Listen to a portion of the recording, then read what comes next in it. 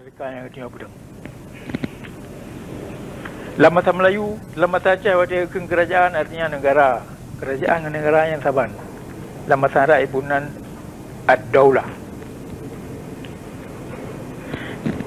Naurung hana yakun Republik Aceh.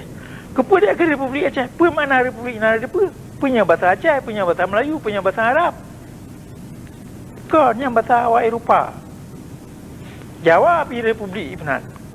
Republik bahasa Latin makna jihad milik umum. Republik Indonesia nak milik umum. Ya milik di Soeharto dengan Cina-Cina dua rumah je tu.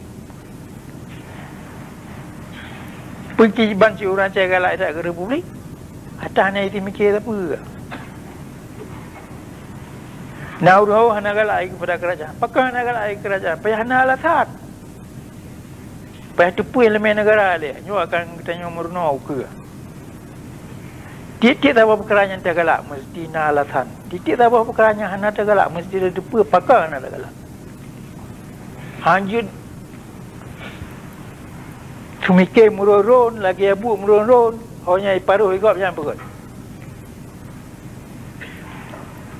Kepa pasal namanya kata dia kepa pasal tak bun apa je galak dia kata kenan Republik. Apa mana Republik nara depa? Yang bertagop yang punya ibah Republiknya hana guna. Yang pakan je tak fikir Republik lebih ni negara. Dan bukan dah fikir negara lebih baik kerajaan. Baik ada depa pakan. Mana ada depa pakan? Yang meruno oleh dalam cok penutus.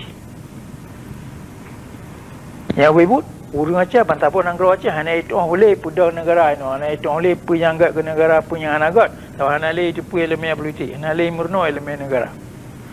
Mengaji tak pilih apa negara yang ada apa kerajaan, apa republik, apa Jamahiriah. Yang apa yang meruno oleh.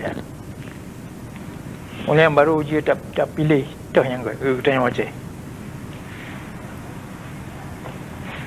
Tapi orangnya negara Senambung yang dah pedang. Ini negara Aceh zaman yang ada pedang orangnya. Oleh sebabnya hanya tukar-tukaran. Tak boleh lah hukum internasional. Nan negara hanya tukar-tukar. Tawan dia lagi nan orang. Ia dah tukar nan agak ada hak.